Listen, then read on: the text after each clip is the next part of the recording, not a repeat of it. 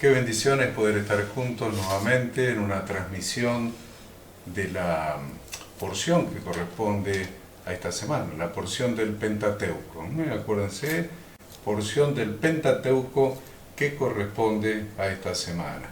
Estamos gozosos de estar juntos nuevamente para escudriñar las Sagradas Escrituras, la Santa Palabra de Dios.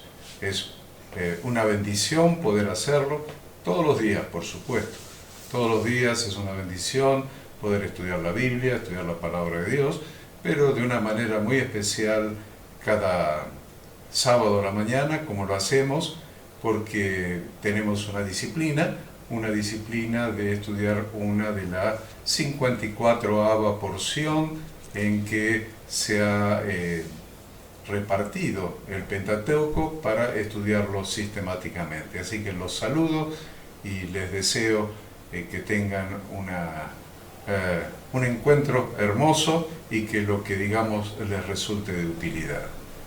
Muy buenos días a todos, buen día Horacio, buen día Pastor Enzo, buen día a cada uno de los que está ahí del otro lado, escuchando, viéndonos cada día de reposo y como decimos siempre, tratando de descubrir las perlas de sabiduría, las enseñanzas que cada porción tiene para nosotros, así que agradecidos a Dios por esta posibilidad. Creemos que es un privilegio poder hacer esto cada Shabbat.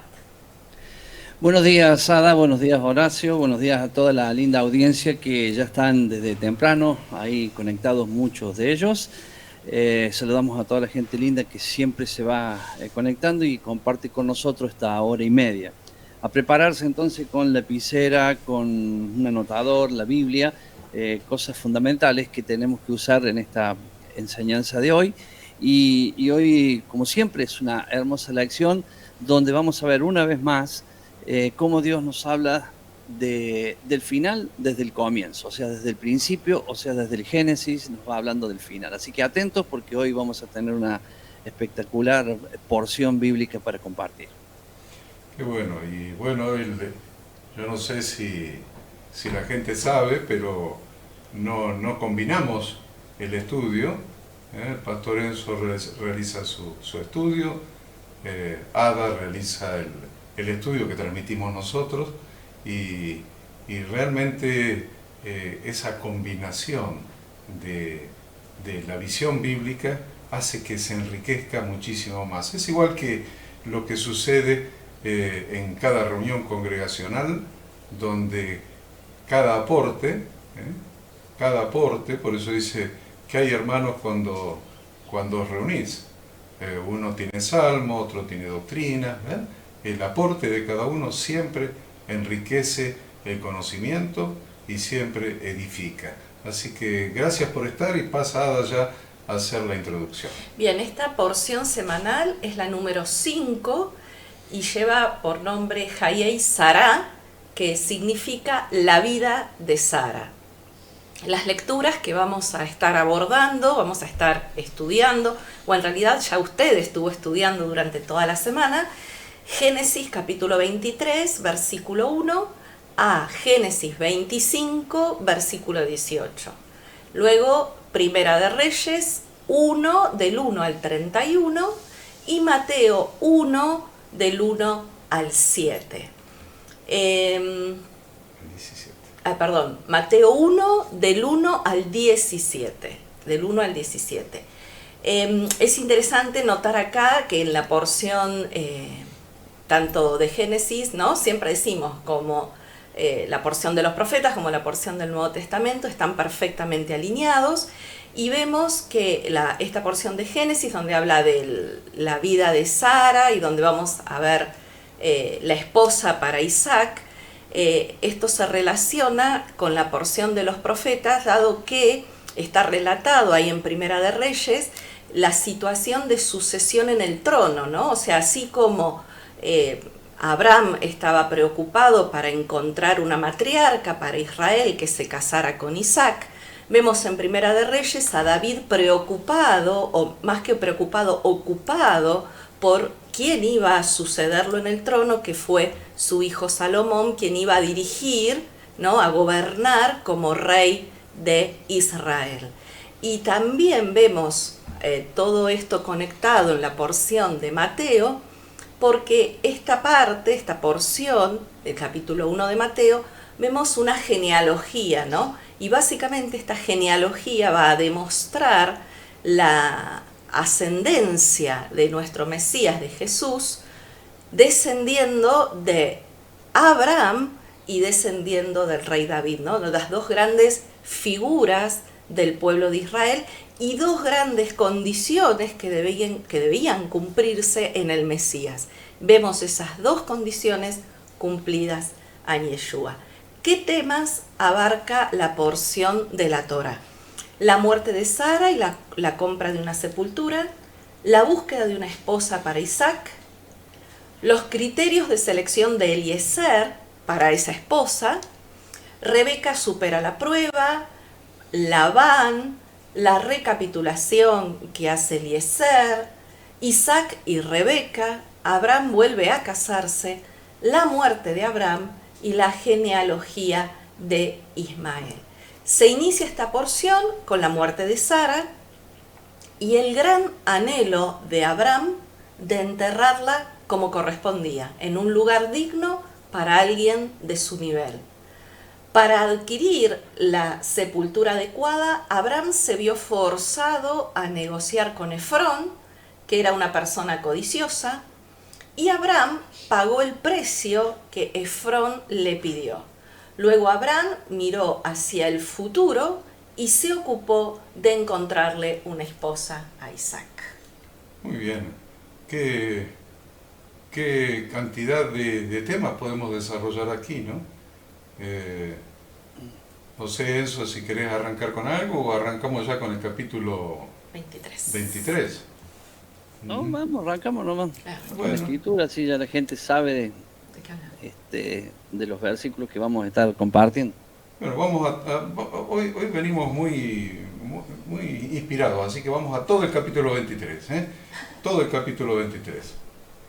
Bien, Sara murió en tierra de Canaán, ¿no?, en la que había peregrinado por más de muchísimos años de su vida, más de 70 años, y ella muere a los 127 años de edad. Recordemos que a los 99 años tiene a Isaac y ella muere a los 127 años. Ahí menciona una ciudad, Kiriat Arba, que significa ciudad de cuatro. Allí vivieron 4 gigantes y justamente en esta ciudad es donde se encuentra, hasta el día de hoy, la famosa o llamada Cueva de Macpela. Ahí fueron enterrados Abraham y Sara, Isaac y Rebeca, Jacob y Lea. Y dice esta porción, este capítulo 23, que Abraham hizo duelo por ella.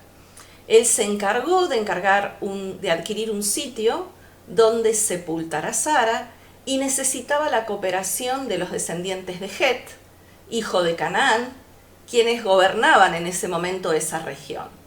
Abraham, dice la porción, capítulo 23, versículo 3, Abraham se levantó de delante de su muerta, ¿no? Esto también nos dice, ¿cómo es esto? Se levantó de delante de su muerta. Porque la verdad es que en la Biblia y nuestra vida debe ser de esa manera, no siempre hay un tiempo para levantarse y cesar de hacer duelo. O sea, él hizo un duelo por Sara y luego se puso en marcha. Se puso un objetivo para seguir adelante y ese objetivo era la adquisición de esta propiedad, ¿no? De esta propiedad donde enterrar a Sara. Abraham era extranjero, sabemos que él venía de otro país y era actual residente en la tierra de Canaán. Y esta fue una de las 10 pruebas que Abraham tuvo que pasar Abraham. En porciones anteriores vimos otras pruebas que él fue pasando, y en este caso, ¿por qué fue una prueba? Porque él tuvo que suplicarle a los heteos y negociar con ellos para que le vendieran un terreno para que sepultara a Sara después de todas las promesas que Yahweh le había hecho con respecto a la tierra. Dios le había prometido que toda la tierra, habíamos descrito en otras porciones la extensión de la tierra, Dios le había dicho que toda la tierra de Canaán iba a ser de él. Abraham hizo el pedido con mucha humildad, con educación, siendo muy respetuoso en esta negociación. Los heteos llamaron a Abraham príncipe de Dios. Vemos cómo es reconocido Abraham, es reconocido por ellos, por los que habitaban en ese momento ahí en Canaán, como príncipe de Dios. Ante la generosa respuesta de ellos, Abraham se inclinó en señal de gratitud, especificó cuál era el terreno que quería. Abraham estaba dispuesto a pagar lo que ellos le pidieran, una suma considerable por ese terreno.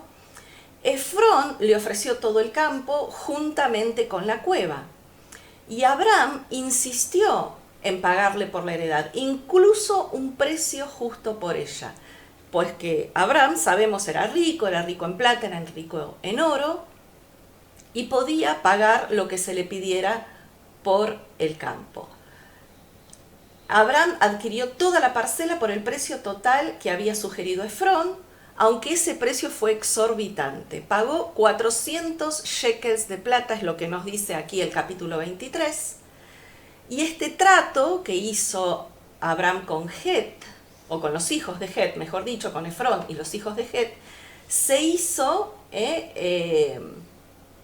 en presencia de los hijos de Het, es decir, se hizo públicamente esta negociación, no se hizo en privado, se hizo públicamente, había muchos testigos, frente a todos los que entraban por la puerta de la ciudad. Esto nos da una idea del enorme amor que Abraham tenía por Sara, al adquirir una sepultura para ella en el lugar más selecto y sin regatear un solo centavo del que le habían pedido. Muy bien, vemos la actitud de Abraham entonces. Me llama la atención la actitud de Abraham, como le está llamando la atención a usted también, porque tuvo una actitud que significó gastar dinero, invertir dinero, para comprar esa parcela. También podemos ver su decisión de no recibir regalos. Escuchen esto. Vemos la actitud de comprar la parcela, pero digamos, de esto podemos extraer que su decisión fue no recibir regalos que lo comprometan o que lo aten a algún yugo desigual con los incrédulos. Muy importante esto, favores que lo encadenen en un yugo desigual con los incrédulos, ya que Het era descendiente de Cam, hijo de Noé. ¿Se acuerdan? Lo vimos en una parasha anterior. Cam, hijo de Noé, a quien Noé había maldecido. De ahí venía Het. Y eso lo va a encontrar en Génesis, cuando vimos Génesis capítulo 10, del 15 al 20. Entonces, vemos que Canaán engendró a Sidón, su primogénito, a Het, etc. Anótenselo para leerlo después, Génesis 10 del 15 al 20, vemos de dónde descendía Het. Era descendiente de Canaán, que a la vez era descendiente de Cam, aquel que era uno de los 3 hijos de Noé, a quien Noé había maldecido. Entonces, ahí vamos entendiendo un poquito más cuál es la figura de Canaán, la tierra idólatra, la tierra cuyos habitantes eran idólatras, eran violentos, eran pecadores, eran todo lo que usted se quiere imaginar. Por eso Dios los saca de la tierra y le da la tierra a los hijos de Jacob, a Israel. Entonces, ahí habitaba una población maldita por Dios. Quiero que lo lleve a la actualidad, llévelo a la actualidad, para poder entender por qué Abraham hizo eso y qué nos enseña a nosotros en cuanto a esto. Abraham sabía 2 cosas. La primera es que toda la tierra le pertenece a Dios. Eso lo sabía, lo tenía claro. Toda la tierra le pertenece a Dios. Y la segunda cosa que sabía Abraham es que Dios le daría esa tierra a él. Incluso le daría la tierra habitada por Het, que eran los heteos. Los heteos. Si usted mira en Génesis 15, del 18 al 20, va a ver que en aquel día hizo Yahweh un pacto con Abraham, diciendo: a tu descendencia daré esta tierra, desde el río de Egipto hasta el río grande, o sea, el río Éufrates. La tierra de los ceneos, los ceneseos, los cadmoneos, y mira el 20 cómo empieza, los heteos, los fereceos, los refaítas, etc. Y nombra a todos los habitantes de la tierra de Canaán. Pero el versículo 20 de Génesis 15 empieza con los heteos. Específicamente Dios le había prometido a Abraham y a su descendencia la tierra de Het, la tierra de los heteos. Sin embargo, a pesar de la promesa de Dios, Abraham mostró su humildad y su espera, su capacidad de esperar el tiempo de Dios, aunque eso le costó mucho dinero, y pagó el precio de la tierra para no deber nada a nadie, ni hacer pacto con los incrédulos, o deberles algún favor que lo comprometiera. Tal es la misma actitud de Abraham que vimos cuando vino de la derrota a Kedorlaomer y el rey de Sodoma le quiso dar toda la riqueza, todo el botín de la guerra, y Abraham se lo rechazó. Eso está en Génesis 14, 21 al 23. La misma actitud, porque ahí dice que el rey de Sodoma le dijo: dame las personas y toma para vos los bienes.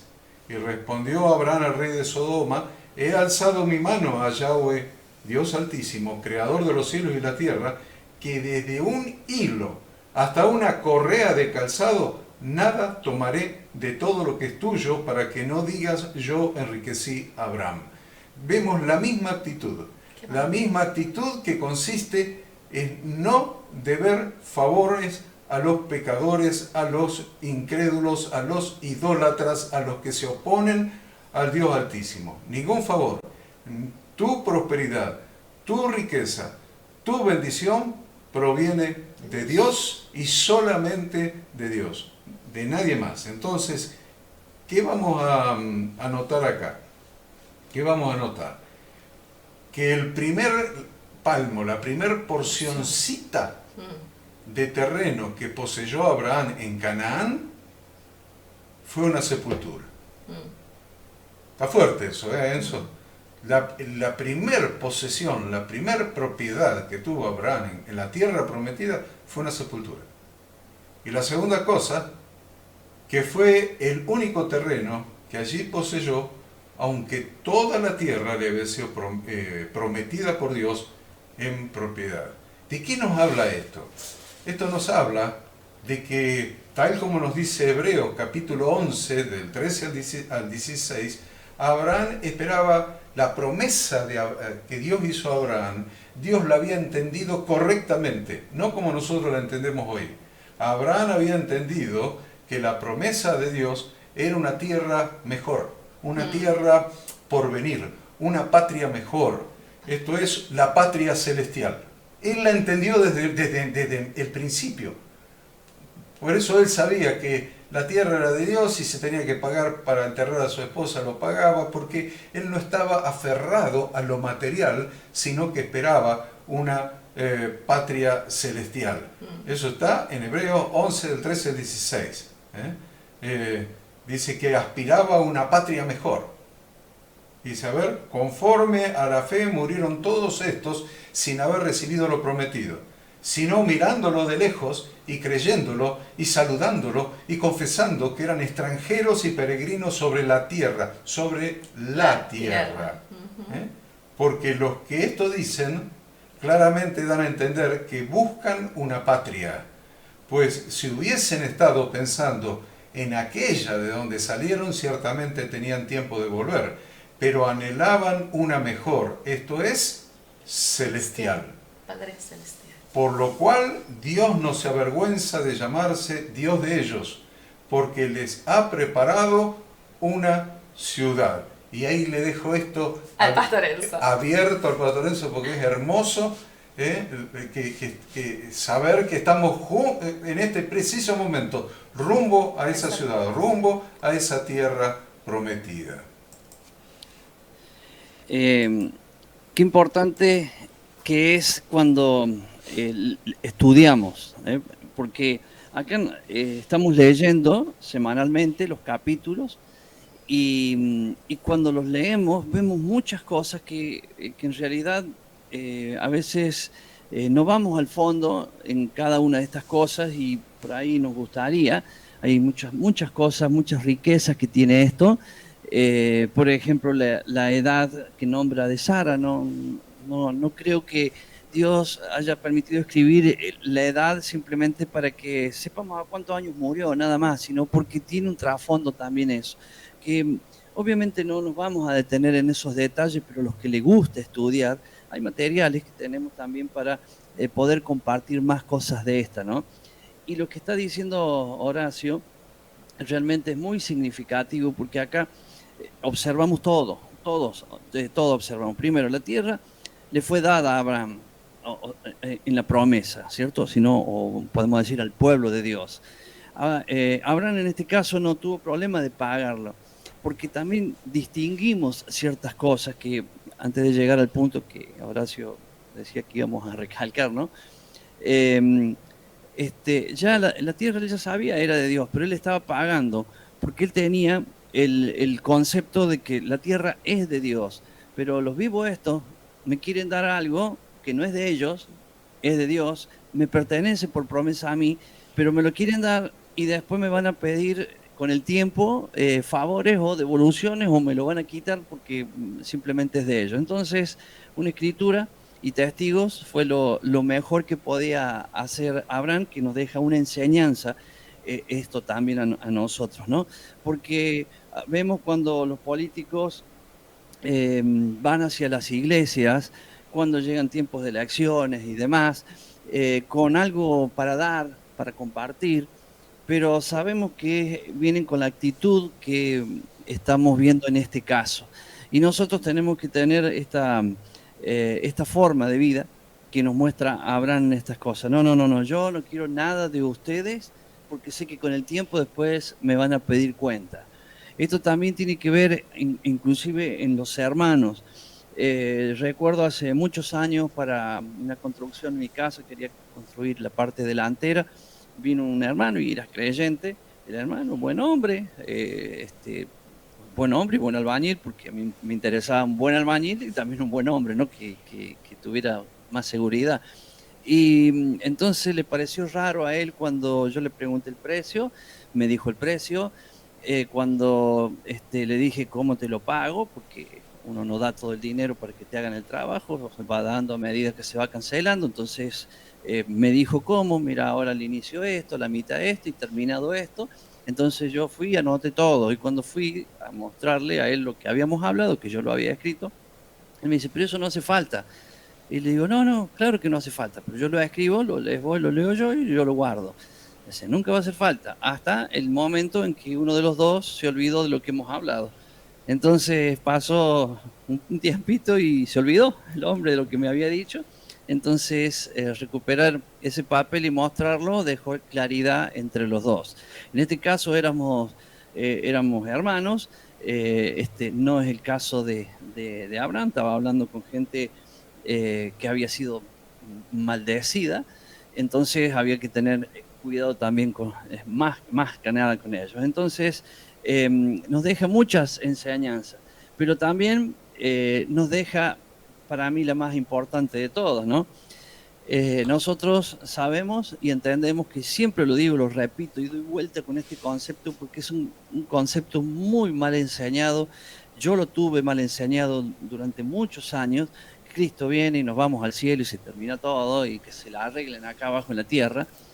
Una cosa así muy ligera como la enseñamos. Para algunos era Cristo viene y me voy al cielo. Y no, se tiene que cumplir la promesa que Dios le dio a Abraham se tiene que cumplir, y se tiene que cumplir como Abraham la esperaba y como lo dijo Horacio, ¿cierto? Una ciudad especial, una ciudad como tiene que ser para vivir, y no esta tierra mezclada con toda la corrupción que tiene el mundo. Entonces, sepamos que de aquí a muy poco, el Señor vendrá. Y como todos los esperamos y decíamos, el Señor viene y nos lleva y ya está, se terminó esta tierra. No, no, no. Y ahí volvemos a esta patria celestial que el Señor mismo ha preparado, y que cuando venga Él va a reinar y estará con nosotros 1000 años. Esto debería ser un sueño en cada uno de nosotros, o el compartir lo que Dios prometió y mostrarle a Dios que yo creo lo que Él prometió. ¿Y de qué manera le muestro a Dios que creo lo que Él prometió? Poniendo todo mi corazón en función a eso, en mi anhelo y mi deseo.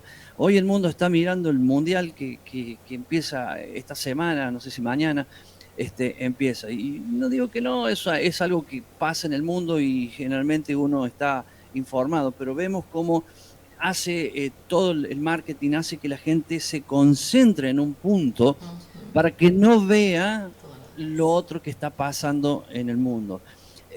Bueno, nosotros también tenemos que concentrarnos entre tantas cosas malas que están pasando a nuestro alrededor, concentrarnos en una que sabemos que es lo que hay que mirar como el foco de nuestra vida, y es un lugar donde Dios quiere que estemos juntos, en familia. Habrá una boda y una familia que vivirá perpetuamente y comenzará en 1000 años sobre esta tierra, y de acá a muy poquito tiempo. La otra cosa que aprendemos de esto es el orden, ¿no? El orden, que a veces en la vida de las personas no es la característica principal. Abraham fue un hombre de orden. Primero puso en orden el tema de la sepultura para Sara y para él inclusive, porque después vamos a ver para allá que ahí también fue sepultado él.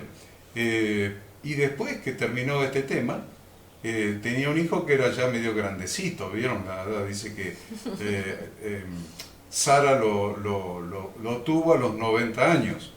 Si Sara lo tuvo a los 90 años y murió a los 127, este muchacho ya tenía 37 años. ¿Viste? Era ya grandecito, ya... Ya mamá y papá querían que se fuera de casa, Claro. que hiciera su propia familia. De todos modos, él no había vuelto a la casa de los padres después del sacrificio que Dios le pidió allí en Horeb. Él no volvió, él se fue al Negev. Bueno, y Abraham tampoco estaba en la misma tierra ahí de Hebrón, que cuando murió Sara. Pero lo concreto es que ya era medio grandecito este muchacho. Entonces, ¿qué pasa en el capítulo 24? Que este es un capítulo muy interesante, muy fuerte, porque es la figura de nuestra redención. El capítulo 24 es la figura de nuestra redención. Entonces vamos a dejar que Ada nos introduzca. A ver. Bien, vemos en los primeros versículos, el capítulo 24, que Abraham busca una esposa para Isaac, y vemos cómo hace este procedimiento, ¿no?, de la búsqueda. La Torá nos refiere con todo detalle, hasta las circunstancias más minuciosas, lo concerniente a esta familia. Isaac, como bien dijo Horacio, tenía 37 años de edad cuando murió Sara, y Abraham decidió encargarse del futuro buscando una esposa para Isaac para tener descendencia. Recordemos la promesa que Dios le había hecho a Abraham, ¿no?, de su descendencia, como la arena, como las estrellas del cielo, como la arena del mar. Para encontrar a esta mujer, la que sería esposa de Isaac, Abraham se dirigió a su familia y a la familia de Sara. Abraham procura que no se case con ninguna mujer cananea, y también procura que no se vaya de la tierra de Canaán. Para hacer esta elección de la futura esposa, ¿qué hace Abraham? Abraham envía a Eliezer, era el criado de Abraham, el más antiguo, el que más confianza le inspiraba a Abraham, y justamente el nombre Eliezer, este criado, el nombre significa ayuda de Dios. Qué interesante, empezamos ahí a ver algunas pequeñas enseñanzas. Se llama o significa Eliezer ayuda de Dios, y también consolador. Eliezer es un tipo del Espíritu Santo enviado por el Padre para buscar una novia para el Isaac celestial, que es nada más y nada menos que Yahshua. Entonces vemos en este episodio, en este relato, en esta situación, algo concreto, algo tangente, un tipo de Cristo y de la Iglesia. Abraham rechazaba la idea de una esposa de las hijas de los cananeos, no solamente porque eran idólatras, ¿no?, sino también porque ellos tenían falta de moralidad, falta de ética y falta de recato. Eliezer no tenía ninguna duda de que iba a encontrar una pareja para que se casara con Isaac, iba a encontrar una mujer. Ahora, lo que sí temía Eliezer es que esta mujer no quisiera dejar a su familia para ir con él. A su vez, Abraham enfatizó que de ninguna manera Isaac abandonaría la tierra que Dios le había prometido a sus descendientes. La novia de Isaac debía ser de la misma descendencia que Abraham, no un yugo desigual, no un yugo desigual. Entonces veamos qué dice Jesucristo acerca de la conversión de los gentiles. Si no, estaríamos en yugo desigual, ¿ven? Dios eligió un pueblo. En Abraham. Acá estamos en la elección, ¿eh? Estamos en la elección, porque siempre estamos hablando de los judíos. ¿Y cuántos hoy en día se quieren hacer judíos? Dicen que vuelven no sé a qué raíces y quieren hacerse y se judaizan. Y la verdad que toda la elección y la promesa no tiene nada que ver con los judíos. Acá está la elección de un gentil. Abraham ni siquiera estaba circuncidado. Era un gentil, bien gentil. Venía de las naciones, venía de Mesopotamia, venía de Babilonia, y Dios hizo un pacto con Abraham. Ahora, ¿qué dice Yahshua en cuanto a la conversión de los gentiles? Porque no se admite en las escrituras el yugo desigual. Isaac no se podía mezclar con los cananeos. No podía elegir su esposa, Yahshua, Isaac es el tipo de Yahshua, no podía tener una esposa cananea, una esposa gentil. No podía tenerla. Entonces, algo tiene que suceder con nosotros, los que no tenemos ascendencia judía. O sea, le aviso, mi nombre es italiano y los italianos son los que menos ascendencia judía, por probabilidad de ascendencia judía tienen, así que yo no tengo ni un gramo de ascendencia judía, entonces me quedaría fuera. ¿Sería yo un cananeo? Y probablemente sí, si no fuera por Jesucristo. Probablemente sí, sería un cananeo, si no fuera por Jesucristo. Dice Mateo 11, capítulo 8, dice: y os digo que vendrán muchos del oriente y del occidente. Uy, ¿nosotros de dónde estamos viniendo? A ver, del occidente. Ajá. Dice Jesús: vendrán muchos del oriente y del occidente y se sentarán con Abraham e Isaac y Jacob en el reino de los cielos.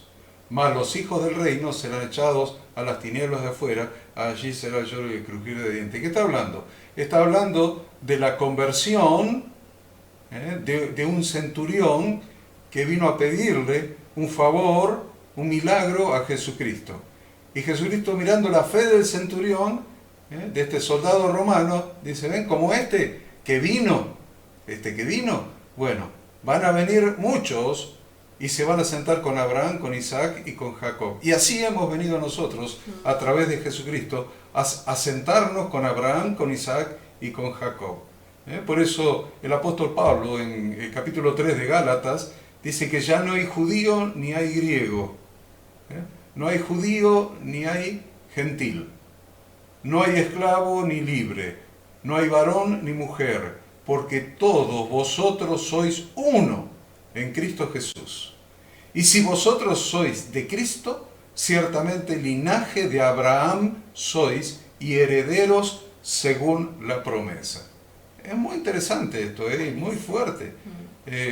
Ahí viene nuestra identidad que nos da una herencia de las promesas recibidas por Abraham. Somos herederos de las promesas de Isaac. Somos linaje, somos descendientes de Abraham y herederos según la promesa. Y la novia, a pesar de que la fue a buscar de la misma familia, pero estaba en tierra pagana. Y esto es muy rico, este ejemplo. La novia era de la familia, pero todavía estaba en tierra pagana. Todavía estaba en Babilonia, todavía estaba en Mesopotamia. Sin embargo, Jeremías 58 dice, huid de en medio de Babilonia y salid de la tierra de los caldeos y sed como los machos cabríos que van delante del rebaño. Entonces, un mensaje para nosotros hoy. ¿Dónde estás? ¿Todavía estás en Babilonia? ¿Sos de la familia del Señor, pero te gusta más Babilonia que Canaán, donde hay que batallar contra el enemigo para poseer la tierra? ¿Dónde estás? Si todavía estás en Babilonia, Dios no te eligió para que estés cómodo en Babilonia, sino te ha elegido como un macho cabrío que va delante del rebaño. Te ha puesto por pastor, por líder de su esposa, de su congregación, de sus hijos. Salid de Babilonia, huyan de Babilonia, porque Dios los ha llamado para ser machos cabríos que van delante del rebaño. Pastor Enzo, creo que hasta acá hay unas cuantas cosas para decir. Sí, muchísimas. Este capítulo 24, yo voy a hacer una sugerencia a todos los que nos están escuchando y a los que nos van a escuchar después en diferido, que sería muy importante que lo guarde en su corazón, que lo lea, lo estudie mucho, que hoy esté atento, no solamente en esta reunión, sino en las reuniones que va a tener en su iglesia para aprender, porque esto sucedió y no es que no estamos leyendo una historia, que es una historia porque esto sucedió, sino que esto está sucediendo hoy y esto es lo que va a marcar el final de lo que Dios está hablando. Nosotros siempre enseñamos que en la Biblia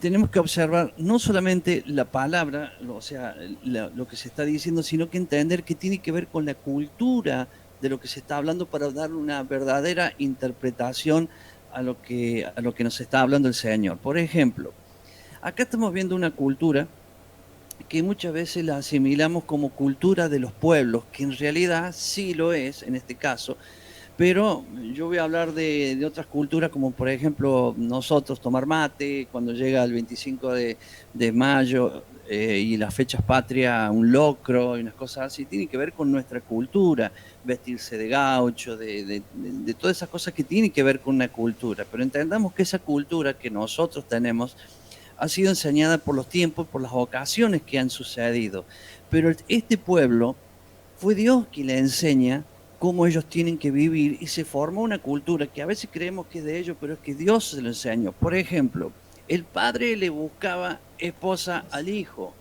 Para nosotros esto es durísimo de entender, porque pensamos que un hijo nos va a decir, no, papá, ¿por qué me tenés que buscar? Pues se la busco yo, a mí el que me tiene que gustar. Pero acá no estamos viendo esto recién acá, esto viene de antes. Pero esto que estamos viendo acá se repite en toda la Biblia y hasta el final esto es así. Y es la historia que estamos viendo que resume casi todo en la Biblia, que es el Padre, Dios, le buscó una esposa a su hijo y es la iglesia. Por lo tanto, si nosotros entendemos este capítulo 24, entendemos quién es Isaac y a quién representa Isaac, a quién representa Rebeca, Eliezer, algo que todavía no lo hemos hecho porque estamos empezando y yo estoy agregando estas poquitas cosas como para llamar la atención para que podamos entender este relato bíblico y entender la importancia, porque acá nosotros estamos viendo una historia desde hace mucho tiempo atrás, pero que hoy se está viviendo. Hoy el Espíritu Santo está preparando a la novia, la está llevando en camino al encuentro con el novio. O sea, eso es lo que tenemos que observar. Si nosotros no observamos esto y estamos viendo, mira cómo fue la cosa, ¿no? Mira vos, qué bárbaro, qué lindo. Y nos quedamos ahí, estamos comprendiendo cómo fue, pero no entendemos qué es lo que está sucediendo hoy. Esto que dijo Horacio de que la novia, en este caso Rebeca, era de Dios, estaba en lo ya establecido por Dios de que iba a ser la esposa de Isaac, pero estaba viviendo en un lugar incorrecto, estaba viviendo en Babilonia. Y esto es lo que pasa hoy, porque si decimos la novia, estamos hablando, bueno, en este caso de Rebeca, pero cuando ahora hablamos de la novia, que es la iglesia, ¿cuántos hermanos de la iglesia están en Babilonia? Yo estuve en Babilonia, primero estaba en Egipto, y me debería haber mudado de Egipto cuando recibí al Señor a la tierra de Israel, o sea, literalmente a ser su pueblo, pero me mudé a Babilonia pensando que era ahí donde teníamos que hacer las cosas. Ya está, ya salí de Egipto, sí, salí de Egipto, pero me acerqué, pero no me acerqué del todo, sino que terminé en Babilonia. Babilonia es un lugar de confusión, Babilonia es un lugar de idolatría y tenemos que salir de ahí. Hay gente que hoy idolatra, es muy fácil a veces decir una virgen, un santo, porque cualquiera lo entendería, pero hoy en día vemos que no, se idolatra un sistema, se idolatra un celular, se idolatra un mundial. Lastimosamente vamos a ver cambios de horario en iglesias y todo por partidos del mundial, todas estas cosas que es Babilonia. Salir de Babilonia, entender de que así como Rebeca salió voluntariamente y nos dejó bien escrito ahí, porque al principio le dijo, sí, que vaya nomás, pero la vamos a tener un tiempito, ya la vamos a leer seguramente, y le dice, no, me tengo que ir ya. Dice, bueno, está bien, entonces le preguntemos a ella. Y ella no dudó sin conocerlo, o sea, entender de que esto es lo mismo que está pasando con nosotros, porque más allá de que estamos conociendo al Señor por la palabra, pero cuando empezamos nos enamoramos de Él sin conocer su palabra, ¿no? O sea, son cuantas cosas que se repiten que seguramente ustedes van a ir al fondo en todo esto que estamos hablando. Lo que quería recalcar, lo que deseo recalcar de lo que dice el pastor Enzo, es que todo en el plan de Dios tiene un propósito. Todo tiene un propósito. La novia debía salir de la tierra pagana. Dijimos, huir del medio de Babilonia y salir de la tierra de los caldeos y sed como los machos cabríos que van delante del rebaño. Salir con un propósito. No salir para cambiar de denominación, de religión, y que antes estaba no sé dónde y ahora me voy a no sé dónde y ahora pertenezco a esto y ahora tengo la claridad y ahora me aprendí 5 palabras en hebreo y ya estoy en no sé qué raíces y todo eso. No, huir de Babilonia con un propósito. Ser machos cabríos que van delante del rebaño para llevar a muchos al conocimiento del novio, del Mesías, de Jesucristo. Y ahora vamos a ver un poquito el tema de los regalos, porque Eliezer, el Espíritu Santo, le dio regalos a Rebeca, le dio regalos, le dio un pendiente, pero le dio 2 brazaletes. Algunos dicen las 2 casas de Israel, yo no me voy a meter en eso, solamente voy a decir que 1 Corintios 12:1 me dice, no quiero, hermanos, que ignoréis acerca de los dones espirituales. Entonces, hay dones, hay regalos. Hay regalos del esposo a la esposa, de Isaac para Rebeca y de Dios para su pueblo. Exactamente, dones del Espíritu Santo, regalos que le dio Eliezer. ¿Para qué?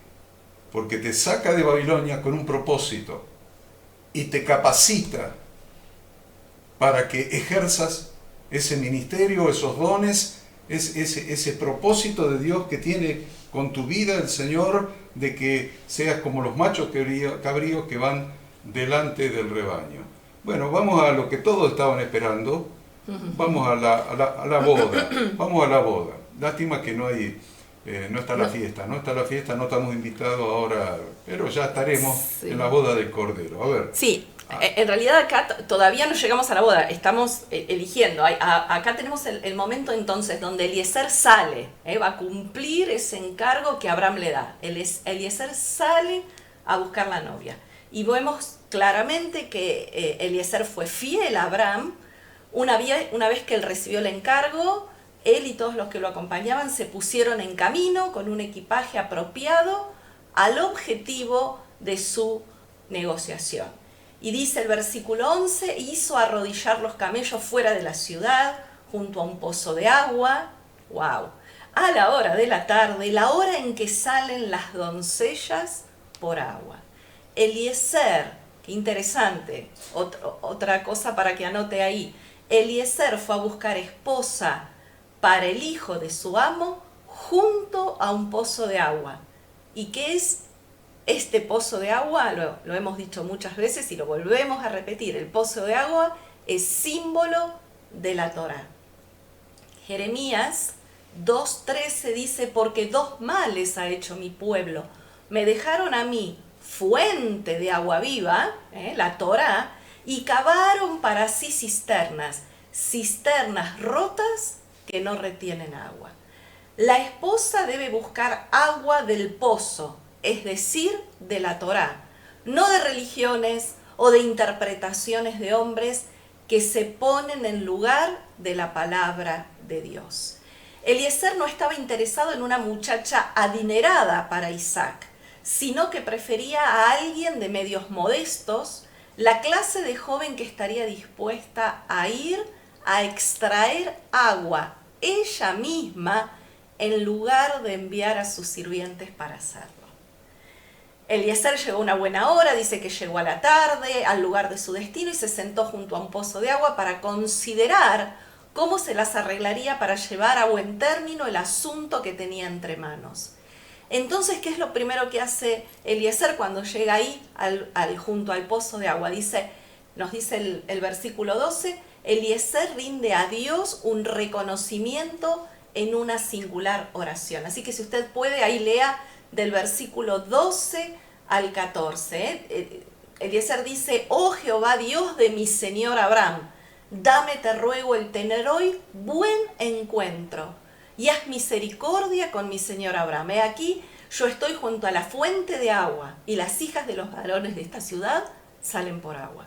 Sea pues que la doncella a quien yo dijere, baja tu cántaro, te ruego, para que yo beba, y ella respondere, bebe, y también daré de beber a tus camellos, que sea esta la que tú has destinado para tu siervo Isaac. Y en esto conoceré que habrás hecho misericordia con mi Señor. Él oró por el feliz éxito en esta tarea encomendada por Abraham. ¿Qué hace? Apela al pacto de Dios con Abraham, su amo, y desea que la mujer para Isaac sea una doncella humilde, hacendosa, educada en la solicitud y el trabajo, y dispuesta siempre a echar una mano a cualquier labor que se necesite, que esta mujer sea cortés y caritativa con todos los extranjeros. ¿Cuántas cualidades de la esposa para Isaac y cuántas cualidades Dios busca, espera y anhela en su esposa, en su familia, en su pueblo, en su iglesia? La respuesta a la oración de Eliezer fue sumamente rápida y fue satisfactoria, ya que la primera en venir a sacar agua era y se comportaba en todo conforme a esta descripción, a estas cualidades que Eliezer estaba esperando hallar para esa esposa de Isaac. Respondía Rebeca a los rasgos de carácter que él deseaba para la esposa de su amo. Era hermosa, era sana, era humilde, era laboriosa, era cortés y era educada. Por eso el versículo 15 dice, aconteció que antes que él acabase de hablar, estaba orando. Estaba orando. Estaba hablando con Dios. Estaba el Espíritu Santo gimiendo con gemidos indecibles, dice el Nuevo Testamento. Y antes que él acabase de hablar, he aquí Rebeca, que había nacido a Betuel, hijo de Milca, mujer de Nacor, hermano de Abraham, la cual salía con su cántaro sobre su hombro. Presta atención, cántaro sobre su hombro. Rebeca, la novia, figura de la novia, llevaba la Torá sobre su hombro, el cántaro de agua. ¿Y saben qué hizo? Dio de beber a los demás. Eliezer propuso una prueba para que los familiares de Abraham reconocieran a Dios en este asunto. Y oró a Dios. Oró a Dios. Entonces, miren, le dio de beber, bajó el cántaro para que bebiera Eliezer y los camellos. ¿Saben cuánto agua toma un camello? 500 kilómetros habían andado esos camellos. 10 camellos. 10 camellos, 500 kilómetros, habían gastado el agua hasta de la saliva. Así que imagínense a Rebeca dándole agua a 10 camellos que habían caminado 500 kilómetros. Entonces, esto es una muestra de su excelente carácter. Ella no dejó de extraer agua hasta que terminaron de beber los camellos. Todas estas fueron señales para la iglesia hoy. Todos son modelos para la iglesia, señales de aptitud, de capacidad para pensar, a formar, para que pudiera pasar a formar parte de la familia de Abraham y para ser introducida en la genealogía de Jesucristo y el pacto de Dios. Entonces, ¿querés ser hijo de Dios? Mas a todos los que le recibieron, los que creen en su nombre, les dio potestad de ser hechos hijos de Dios. ¿Qué quiere decir? De la genealogía de Jesucristo, el Hijo de Dios. Entonces, ser de la familia de Dios. Los hermanos en la fe somos la familia de Dios. Y miren cuántas cosas que tenía Rebeca y no sé si nosotros la tenemos. Porque Eliezer nos está mirando. Está en el espíritu, a la orilla de la Torá, y está viendo qué haces con el agua que sacas de la Torá, con el agua que sacas del pozo. Y está mirando. A ver qué hace con el agua de la Torá, con el agua de la palabra de Dios, con las instrucciones de Dios. Dice que están abolidas. Están abolidas. Tira el agua de vuelta adentro del pozo. ¿Qué es lo que hace? Porque Eliezer, el Espíritu Santo, está mirándote. A ver si calificas o no calificas. Dice, no, pero eso es salvación por obra. No. Ya pertenecía a la familia de Abraham. Era prima. Era prima de Isaac, así que ya pertenecía a la familia. O sea, no es que la salvación es por obra. No, ya estás adentro. Ahora, ¿qué estás haciendo adentro? ¿Qué haces con el agua del pozo? Con el agua de la Torá. ¿Qué es lo que estás haciendo? ¿Qué haces? Entonces, todo lo que había ocurrido a Eliezer y a Rebeca y lo que había visto, Eliezer lo atribuyó a la gracia de Dios y dejó bien en claro que no fue por su propio mérito, sino por el de Abraham. Fue de su amo. Dios había decidido esto. Eliezer expresó su reconocimiento a Dios con otra oración. Miren, oró al principio y oró al final. Se la pasaba orando por ¡Qué genio! Dice que el hombre entonces se inclinó y adoró a Yahweh y dijo, bendito sea Yahweh, Dios de mi amo Abraham, que no apartó de mi amo su misericordia y su verdad, guiándome Yahweh en el camino a casa de los hermanos de mi amo. Acá hasta el 28, a ver, hasta el 28 hacemos un paréntesis, sí, hagamos el Enzo que nos ilumine y seguimos después con el 29. Solo un bocadito de algo que no, creo que lo dijo Ada recién. Cuando Eliezer oró y decía que vaya y saque agua del pozo.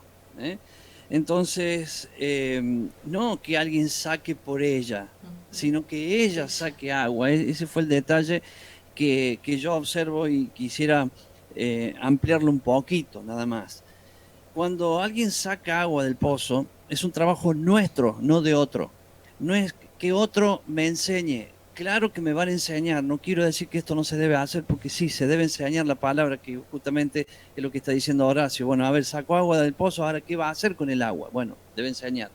Pero nosotros somos enseñados para aprender a sacar agua y entenderlo por nosotros mismos. Esto es algo indispensable, porque si no si no cuando nos enseñan mal, que, que eso sucede muchas veces, aprendemos mal. Pero cuando nosotros aprendemos a sacar agua del pozo, por eso, ¿qué tenemos que enseñar? Mira, no tiene que ir a sacar otra, tenés que ir vos a sacar agua. O sea, ¿qué hacemos toda la semana? Decimos, hermanos, lea esta porción. O sea, de acá hasta acá, lea, estudie, hágalo usted.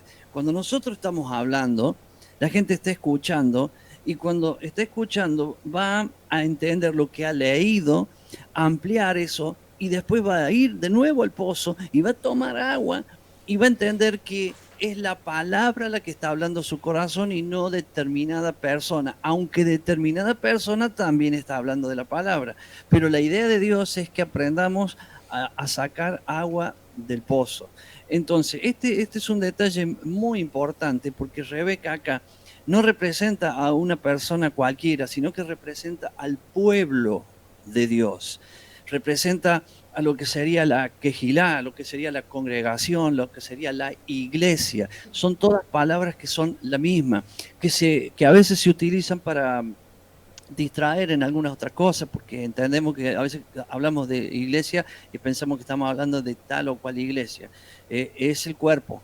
El cuerpo del Señor es el pueblo de Dios. En este caso, como lo estábamos diciendo, es esa familia de Abraham que se ha formado. Entonces, para mí ese detalle es muy, muy importante, porque recuerdo años y años para atrás cuando la gente te dice, ay, a mí desde que me enseñó fulano la palabra, y dan gloria al fulano que le enseñó la palabra, y ese fulano lo que hizo fue su parte, es compartir para que la persona vaya a la fuente, saque agua desde la misma fuente y entienda que es la misma palabra, y se cumple el versículo que dice, y ya no le enseñará más nadie a su hermano, sino que yo mismo les enseñaré. Es el proceso. Necesito al principio que alguien sea mi mentor, me ayude para entender, pero para que yo, cuando le entienda esa palabra, pueda sacarla directamente de la fuente y vivir siempre de la fuente. Amén, amén. Qué buena aplicación, Pastor Enzo, qué buena aplicación. Solamente del versículo 29 al 31, voy a decir brevemente para que no se nos vaya el tiempo y podamos ver a la esposa. Pero del 29 al 31 lo vemos al tío, Don Labán. a Labán, al tío de, bueno, digo el tío porque era el tío de Israel, el tío de Jacob, pero acá era el hermano de Rebeca. Para que ustedes se ubiquen en el contexto, era el hermano de Rebeca, se llamaba Labán, pero después lo van a encontrar con Jacob. Porque este tuvo dos hijas, una fue Raquel y otra Lea. Exacto. Y Jacob se casó con las dos y fue engañado de una manera, engañado por... Acá empezamos a ver el carácter, podemos vislumbrar el carácter de este Labán, que más adelante va a pasar esto que vos decís con Jacob, pero empezamos a ver cuáles eran sus características. Este Labán vio que estaba con los camellos, que era rico, que le había dado 2 brazaletes de oro, un pendiente, qué sé yo, y donde tal hombre salió corriendo a buscarlo, lo llevó, le dio... A ver qué me trajo. Claro, ya era malo de ahí, y no solamente se hizo malo con Jacob, cuando le prometió a Raquel y la noche de boda le cambió la esposa y le puso a Lea. Pero yo lo único que quiero decir de Labán es que cuando estamos en la voluntad de Dios, Dios usa aún a la gente mala para cumplir su propósito. Si estás en la voluntad de Dios, no te preocupes por la gente mala que se te aparezca en el camino, porque aún Dios usa a la gente mala para cumplir su propósito. Acá usó a Labán para que por interés no se perdiera el candidato para su hermana. Y Eliezer, que no era ningún tonto, le dio también oro, plata, le dio toda Labán también a la familia. Entonces Labán quedó feliz. Y después lo vemos aparecer hospedando a Jacob cuando huye de su hermano Esaú, y vemos toda la historia. Entonces, vamos a seguir, yo supongo que ahí está. Ada me señala lo que ella va a continuar diciendo. Bien, no, solo recalcar, porque bueno, ahora después, a partir del 29, viene toda la recapitulación. ¿Por qué? Porque Eliezer va a ir a casa de Labán, a casa de Rebeca, hace una recapitulación, vuelve a contarle a la familia de Rebeca todo lo que pasó, lo que él le pidió a Dios, cómo Dios contestó a sus oraciones, cómo Rebeca encajaba en toda esta historia y cumplía perfectamente las cualidades. Pero sí hay un versículo ahí entre medio, que es el versículo 37 y 40, tanto en el 37 como el 40, donde habla de que el ángel, Dios envió a su ángel delante de él, ¿no? Y sabemos cada vez que aparece el ángel que es delante de Eliezer. Delante de Eliezer. Y el ángel siempre es, el ángel de Yahweh sabemos que es Yahshua, es la imagen visible de Dios. Bien, voy a agregar acá algo muy interesante, que lo dijo también al principio el pastor Enzo, y es que cuando Eliezer dice, tengo que volver pronto, no puedo esperar, la familia dice, bueno, dice, entonces preguntémosle a Rebeca. Y esto me gusta porque siempre en la Biblia, aunque muchos digan lo contrario, Dios siempre dignifica a la mujer, Dios siempre tiene en consideración a la mujer, y dice que la familia le pidió a Rebeca su consentimiento. Y Rebeca dijo, no quiero esperar, quiero ir. Ella quería salir de Babilonia, quería ir al encuentro del novio. Y por supuesto entonces la familia no se opuso, sino que dispusieron que la acompañe y le dieron una bendición hermosa. La bendicen para su futuro, para sus descendientes, para su multiplicación. Recibe la bendición de convertirse en miles de millares. Y entre esos miles de millares estamos nosotros. Se estaba refiriendo a la bendición que recibió Abraham en el Moriah, cuando Dios le dijo a Abraham, incrementaré sobremanera tu descendencia. Eso está en Génesis 22, 17. ¿Se acuerdan cuando habíamos visto el episodio del sacrificio de Isaac? Dios le dice, incrementaré sobremanera tu descendencia. Le deseó la familia a Rebeca que sus descendientes salieran siempre victoriosos en la batalla. Bueno, ahora llegamos. Acabamos de llegar, sí, eso al versículo 62 al 67. El encuentro. El pozo del viviente que me ve. Porque todas las enseñanzas son maravillosas. Yo como mujer, cada vez que veo esta historia, no puedo decir, es una de las historias de amor más lindas que hay en la Biblia.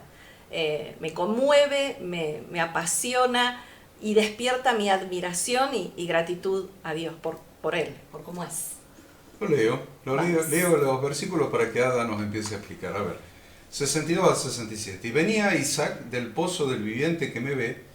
El pozo del viviente que me ve era donde Jesucristo habló con Agar, la mamá de Ismael. Ah, cierto. Cuando Agar se escapó de su criada, de Sara. De su ama. De su ama ya era criada. Entonces, dice, venía Isaac del pozo del viviente que me ve, porque él habitaba en el Negev, que ya se los dije antes, que no había vuelto a su casa. Y había salido Isaac a meditar al campo, había salido a orar al campo a la hora de la tarde. Y alzando sus ojos miró, y aquí los camellos que venían. Y Rebeca también alzó sus ojos y vio a Isaac, y descendió del camello, porque había preguntado al criado, ¿quién es este varón que viene por el campo hacia nosotros? Y el criado había respondido, este es mi señor. Ella entonces tomó el velo y se cubrió. Entonces el criado contó a Isaac todo lo que había hecho, Y la trajo Isaac a la tienda de su madre Sara, y tomó a Rebeca por mujer y la amó. Y se consoló Isaac después de la muerte de su madre. Isaac y Rebeca, nos dice Ada. Vemos que acá Isaac estaba bien ocupado porque dice que cuando se encontró con Rebeca, él había salido a meditar, en realidad había salido a orar. Y la verdad que este tipo de personas gustan del retiro, estar a solas en la presencia de Dios. Es más, es tan necesario que lo hagamos diariamente. Es probable que Isaac estuviera orando por el buen éxito de la tarea que se le había encargado a Eliezer. Como respuesta a su oración, también ahí, en esa oración, levanta los ojos y que ve que los camellos venían. Ellos se encontraron, pero no por coincidencia. Rebeca se comportó muy correctamente cuando vio a Isaac, descendió del camello, tomó el velo, se cubrió en señal de humildad, de modestia y de sumisión, y dice que Isaac la llevó a la tienda de su madre. Él halló consuelo únicamente a través del amor por su esposa. Ese amor estaba inspirado en la rectitud de ella y en lo acertado de su comportamiento. Dice que él tomó a Rebeca por mujer y la amó. Y fíjense que ahí también podemos sacar una enseñanza y confrontarla con las costumbres de la sociedad actual. La sociedad actual permisiva suele invertir el orden de los verbos. Acá dice, primero la tomó por mujer y después la amó. Isaac había vivido el matrimonio bíblico de sus padres. Isaac había visto el matrimonio de Abraham y de Sara. Y él pudo tomar el mismo modelo. A diferencia de otros patriarcas, esto es otra actitud y característica de Isaac a resaltar. A diferencia de los otros patriarcas, Isaac no tuvo otra esposa más que Rebeca, ¿no? El novio y la novia, Yahshua y su iglesia, Isaac y Rebeca. Quiere decir que no tuvo dos esposas. No. Hasta Abraham tuvo dos esposas. Sí. Era viejito, ¿no? Tenía 100 años cuando nació Isaac. Y decía, no, pero ya soy viejito, pero después... Tuvo 6 hijos más con Cetura. Tuvo 6 hijos más con Cetura, este viejito. Y vivió hasta los 175. Venía bien. Bueno, pero dejémoslo, el pobre Abraham. Dios había hecho las cosas muy bien. Pero acá dice que Isaac no tuvo otra esposa, lo dijo Enzo también hace un rato, que lo que dijo el pastor Enzo es que el padre eligió la esposa para el hijo. Y esto es muy importante, porque la figura más aplicable a Cristo y su esposa, la iglesia, es esta de Abraham como figura de Dios, Eliezer como figura del Espíritu Santo, Isaac como figura de Jesucristo y Rebeca como figura de la iglesia, de la congregación, la que Gilá decía el pastor Enzo recién. En el Antiguo Testamento, el proceso de la boda hebrea comenzaba con la elección de la novia por parte del padre del novio. Ahí empezaba, cuando el padre del novio elegía a la novia. Esto se practicaba por la sencilla razón, y muy sencilla razón, que debemos entender, es que la novia sería adoptada como miembro del linaje del novio, y por eso el padre del novio estaba muy interesado en saber si ella era conveniente o no lo era para ser parte de la familia, porque el padre del novio la adoptaba como hija, como una hija del padre del novio. Eso lo van a encontrar en Efesios capítulo 1 del 3 al 10, donde habla de que nos escogió en Jesucristo antes de la fundación del mundo, para que fuésemos santos y sin mancha delante de Él en amor, habiéndonos predestinado para ser adoptados hijos suyos por medio de Jesucristo. Léase todo ese pasaje y va a encontrar la descripción de nosotros como la novia de Jesucristo. Efesios 1 del 3 al 10. Entonces, envió a su siervo de mayor confianza, el que eligió a la novia de acuerdo plenamente, completamente a las instrucciones del Padre. No creas que si no estás de acuerdo a las instrucciones del Padre, vas a ser la novia que va a venir a buscar el Cordero en su segunda venida. No lo creas, porque Jesús lo dijo clarito. Ustedes son hacedores de maldad si no hacen la voluntad de mi Padre que está en los cielos. ¿Por qué me llamáis Señor, Señor, y no hacéis la voluntad de mi Padre que está en los cielos? Pero somos muy buenos religiosos. Profetizábamos en tu nombre. Echábamos fuera demonios en tu nombre. Hacíamos muchos milagros en tu nombre. Pero Jesús dice, ustedes son hacedores de maldad. Hacedores de maldad quiere decir, según lo escribe el apóstol Juan en una de sus epístolas, pecado es infracción a la Torá. Es no seguir las instrucciones del Padre. Eso es ser un hacedor de maldad. Entonces, ni nos soñemos que vamos a ser parte de la novia si no seguimos las instrucciones del Padre, porque el Padre va a elegir una novia adecuada para su hijo, porque va a formar parte de la familia de Dios. Entonces, en Génesis 24, del 2 a 4, vemos relatada la historia que estamos refiriendo, ¿no? Dijo Abraham al criado más viejo, que es figura del Espíritu Santo. Hay evidencia de que al menos el hijo o la hija debían ser consultados. Eso es una evidencia que vemos acá. El hijo debía ser consultado, la hija, la novia, debía ser consultado, como en el caso de Rebeca, a quien se le preguntó si deseaba ir para ser la esposa de Isaac. Al igual que Rebeca, que amó a Isaac sin haberle visto, miren las figuras de Jesucristo y nosotros de Jesucristo. Al igual que Rebeca, que amó a Isaac sin haberle visto, nosotros amamos a Jesucristo sin haberlo visto. Primera Pedro 1, 6 al 9. Vemos entonces al Padre escogiendo al pueblo especial para Él, que Él mismo adoptaría como su hijo, como hijo suyo, y que sería gobernado por su ungido. Este pueblo es Israel. Y nosotros hemos sido injertados por Jesucristo en Israel. Cuando decimos el pueblo de Israel, estamos hablando del pueblo del Mesías. Eso es algo que tenemos que tener en cuenta, que muchas veces ahí viene la confusión de todo. ¿El pueblo de Israel qué es? No es el pueblo de Dios, el pueblo del Antiguo Testamento, es el pueblo no sé qué, un montón de cosas que uno escucha. No, el pueblo de Israel es el pueblo del Mesías. El Mesías, el ángel de Yahweh, iba delante del pueblo durante todo el camino del desierto. Era su pueblo que él protegía, que él cuidaba, que él introdujo en la tierra prometida. El pueblo del Mesías, aquellos que lo han aceptado como Mesías.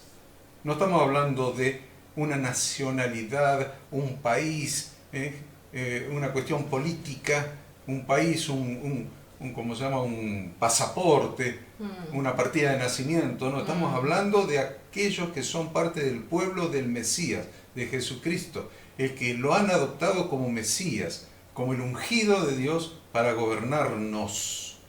Entonces, ¿quiénes son los primeros que han adoptado al Mesías? Los hijos de Jacob, obviamente, que han creído en Jesucristo, no hay duda, los judíos que creen en Jesucristo. Pero tiene más el agregado de los gentiles que hemos aceptado al Mesías de Israel y a la Torá de Dios, y hemos sido injertados en la esposa del pacto. Deuteronomio 7:9, no lo voy a leer porque pasa el tiempo. Entonces, el compromiso de bodas, la ketubá, la boda, el kiddushin, eran considerados como un pacto, un contrato entre las partes. Entre los antiguos hebreos, los desposorios constituían un pacto hablado. Por eso el profeta Ezequiel habla del juramento de Dios a Jerusalén, Ezequiel 16:8. y pasé yo otra vez junto a ti y te miré, dice Dios. Y aquí que tu tiempo era tiempo de amores, y extendí mi manto sobre ti y cubrí tu desnudez. Y te di juramento y entré en pacto contigo, dice Yahweh, el Señor, y fuiste mía. ¿Y a usted le parece que Dios rompe su juramento? Dios no es hombre para que mienta, ni hijo de hombre para que se arrepienta. Él no quiebra, no quebranta su juramento. No le dio carta de divorcio a Israel y fue y se buscó una prostituta, la iglesia gentil. La iglesia gentil es una iglesia idólatra. ¿Qué hizo? Le dio carta de divorcio a su esposa, con la que hizo un juramento, y la cubrió con su manto, y le dio carta de divorcio y se fue a buscar una prostituta, que somos nosotros, lo que llamamos la iglesia gentil. La iglesia gentil no existe. Existe una sola esposa. Dios no es bígamo.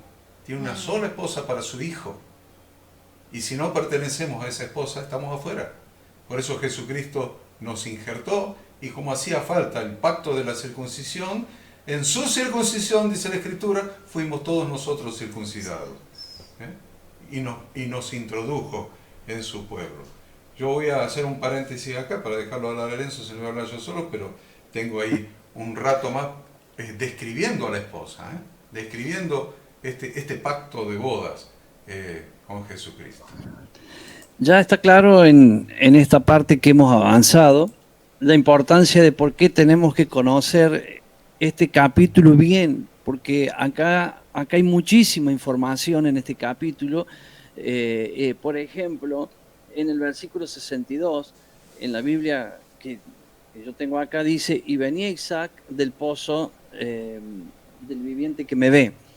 En el original, que es fácil tener una copia, obviamente en nuestro idioma, ¿no? Pero no estoy hablando en el original hebreo, sino que desde el original hebreo, cuando se traduce al español, lo podemos leer ahí, y dice, venía de regreso. O sea, es una palabrita importante, porque está hablando, porque esto simboliza el encuentro de Isaac con Rebeca, y simboliza el momento en que él vendrá, el regreso, o sea, lo que llamamos el arrebatamiento, cuando él vendrá a buscar la novia. Entonces, estas palabras que van ilustrando cada uno de estos detalles, por eso yo lo que hacía hincapié es que entendamos que esto que estamos viendo ahora, la relación entre Isaac, Rebeca, Eliezer, todos estos pormenores que se leen adentro, es justamente un evento profético que de aquí a poquito va a suceder. Y cuando nosotros lo entendemos, vemos que ya está escrito de antes cómo va a ser. Después tenemos más informaciones que nos va dando la misma Biblia sobre este evento, pero aquí nomás estamos ya viendo la importancia que tiene de que lo podamos entender al menos en una forma de un relato, ¿cierto? De la importancia. Él ve de lejos, ve los camellos, y la novia, en este caso, dice, ¿quién es ese que está ahí? Y entonces ahí, digamos, le presenta y ella se pone el velo. O sea, primeramente ya estamos hablando de Apocalipsis 19 y la novia se ha preparado y se ha vestido de lino fino. Todos estos detalles nos están demostrando cómo va a ser ese encuentro. Y el detalle que decía recién Horacio hace un ratito atrás es que ella se enamoró sin verlo, y es lo que nos pasó a nosotros, pero un día lo vamos a tener, un día lo vamos a ver, y vamos a ver que ese fruto de ese amor va a dar este resultado que estamos leyendo aquí. Bien, excelente. Antes de dejarla seguir a la Ada, quiero decir hacer un breve comentario. Se requería que la novia diera el consentimiento. Le preguntaron, ¿te quieres ir con él? Y decía, sí, quiero ir. Bien, el consentimiento. Y eso cuando Dios hizo el pacto al pie del monte Sinaí con su congregación, si diereis oído a mi voz y guardareis mi pacto, vosotros seréis mi especial tesoro sobre todos los pueblos, y les aseguro que serán un reino de sacerdotes y gente santa. ¿Y dónde está nuestro consentimiento en el Nuevo Testamento? En el Nuevo Testamento, en Romanos capítulo 10, dice, esta es la palabra de fe que predicamos, que si confesares con tu boca que Jesús es el Señor y creyeres en tu corazón que Dios le levantó de los muertos, serás salvo. Porque con el corazón se cree para justicia, pero con la boca se confiesa para salvación. Ahí tienen el consentimiento de aceptar al Mesías, al esposo, sus palabras, su reino, su autoridad sobre nosotros. Algo interesante que notamos también es que los regalos a la novia, a Rebeca en este caso, son una expresión de amor, de compromiso y de lealtad, de parte de Yahweh con su amada. Efesios 4 dice, pero a cada uno de nosotros fue dada la gracia conforme a la medida del don de Cristo, por lo cual se dice, subiendo a lo alto, llevó cautiva la cautividad y dio dones a los hombres. Lo habíamos mencionado hace un rato también esto de estos dones que Dios derrama sobre su iglesia. Aunque el pueblo de Israel rompió el pacto, Dios volvió a confirmarlo. Y eso ustedes lo pueden leer ahí en Jeremías 31, del 31 a 34, no lo vamos a leer, pero ahí habla claramente donde dice o reafirma el pacto de Dios hecho con las dos casas de Israel. El nuevo pacto consiste en que el Espíritu de Dios da su ketubá, la Torá de Dios, en nuestra mente y la escribe en nuestro corazón. Este nuevo pacto se aceptó, como bien dijo Horacio, en el Pentecostés del Nuevo Testamento, y como el anterior consiste en la entrega de la Torá, que es su ketubá, pero como leímos en el versículo 33 de Jeremías 31, este pacto Dios lo hace con toda la casa de Israel. Dios dará su Torá en la mente y la escribirá en nuestro corazón, a diferencia del primer pacto, en que sus instrucciones fueron escritas en tablas de piedra. ¿Sí? ¿Querés seguir? Ok. La novia se santifica con el bautismo, lo que se llama mikvah. La mikvah es un símbolo de la muerte, el bautismo cuando morimos y resucitamos a una nueva vida. Y si esto lo llevamos al contexto del matrimonio, indica la decisión de dejar la vieja manera de vivir con sus costumbres y hábitos con un nuevo estilo de vida completamente dedicado y unido con la pareja como un solo ser. Aunque la novia sabe que su novio vendrá por ella, no tiene manera de saber exactamente cuándo va a venir para completar este contrato matrimonial. Por lo tanto, se mantiene permanentemente preparada para el retorno del novio y que el matrimonio tenga lugar. Esto de estar velando y esperando, porque recién nos decía el pastor Enzo, esto va a suceder de aquí a poco. Cuando el padre del novio aprueba, el novio va a la casa de la novia, a veces a mitad de la noche, y la busca para casarse, ¿no? Y acá podemos hablar también de todo el simbolismo y el significado de la parábola de las 10 vírgenes. Qué interesante, ¿no? Todos los detalles que hay, porque ahí dice, mira, que le repuso oro, brazalete, que eso, la adornó. La adornó. La adornó. El adorno de la novia era un asunto muy importante.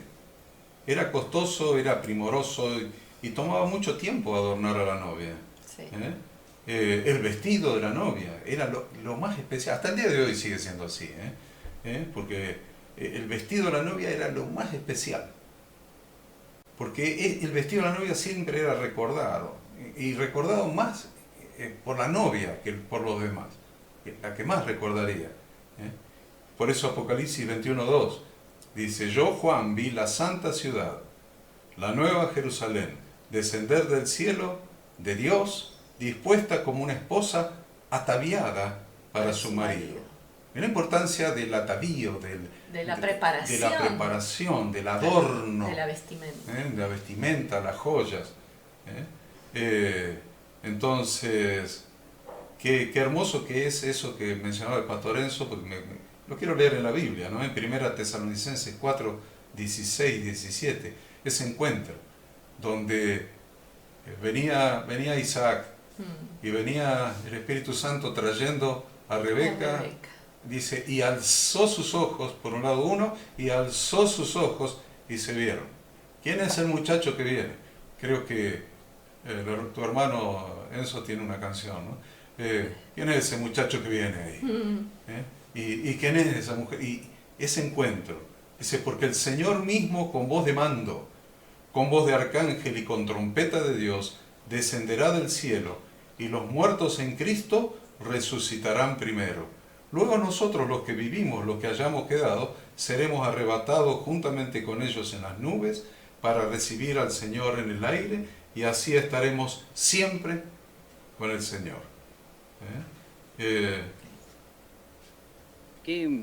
Perdón que voy a hacer una acotación ahí cortita. Cuando habla de recién Ada dijo una palabra que me inspiré en eso. Dice que cuando el padre autoriza, el hijo va en busca de la novia y dice, en algunos casos va a la madrugada, la medianoche, en cualquier momento.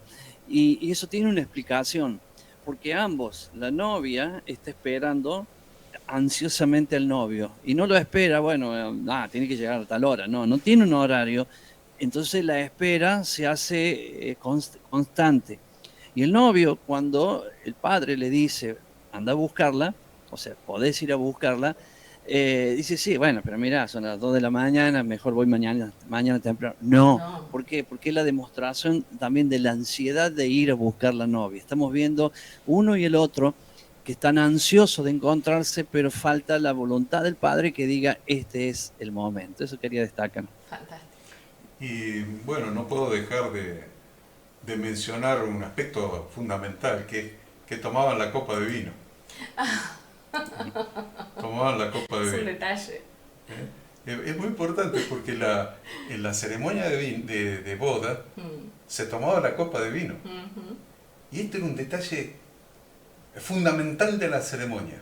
Fundamental, ¿eh? Y usted dice, pero qué pavada es eso. No es ninguna pavada, es un detalle fundamental. Porque esa copa de vino era símbolo del gozo y de la alegría.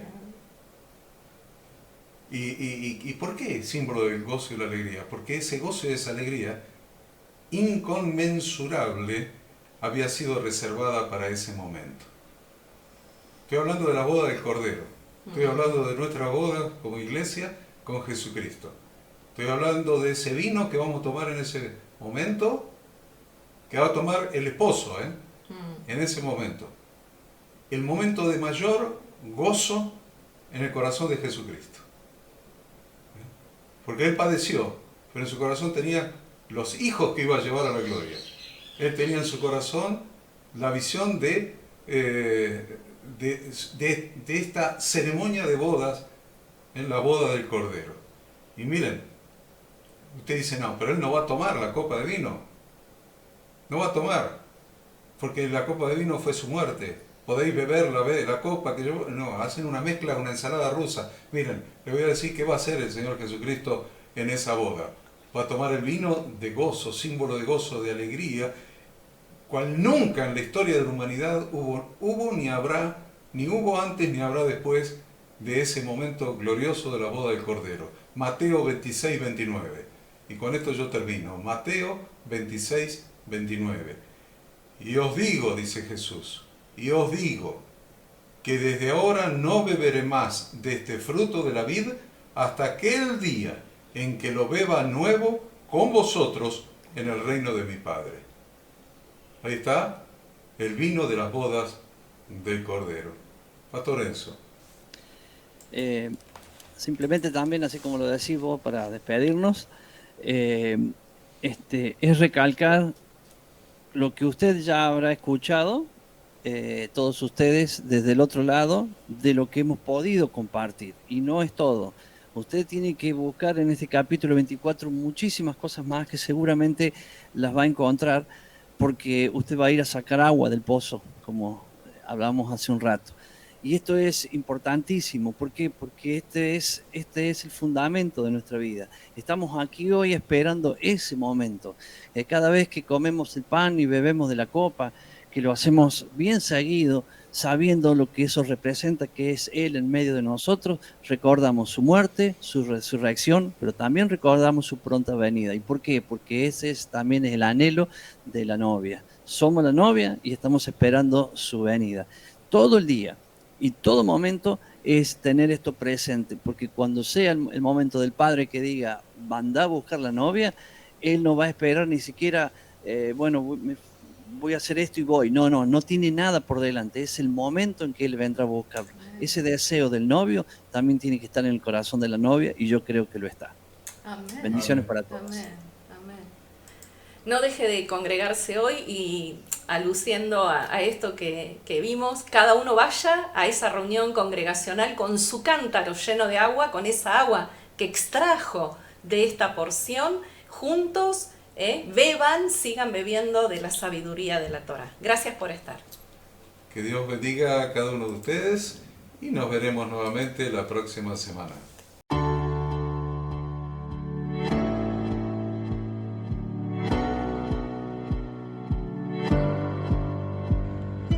Queremos que tú también conozcas esta herramienta que durante los últimos 18 años ha sido útil para las iglesias de todo el mundo de habla hispana, capacitando cientos de siervos de Dios. Las formas de aprender están cambiando y Ministerio Bíblico Internacional, a través de su Facultad Bíblica, brinda programas de formación ministerial bíblica, teológica y práctica para la multiplicación y edificación de la iglesia 100% online. Respondiendo a las necesidades de hoy, para aquellos que no cuentan con la posibilidad de asistir a clases presenciales, donde quiera que estés, en todo lugar, recibirás el material de estudio y verás las clases en vivo y on demand, accediendo a través de tu celular, PC, tablet o Smart TV. Recibe tu capacitación en las siguientes carreras: diplomado en teología para maestros de grupos de evangelismo y discipulado, licenciatura en teología pastoral, diplomado en teología y práctica ministerial para pastores, líderes y servidores. Súmate a los pastores que han organizado un grupo de estudio tutorial a distancia en la congregación con estudiantes locales y de las otras iglesias de la zona.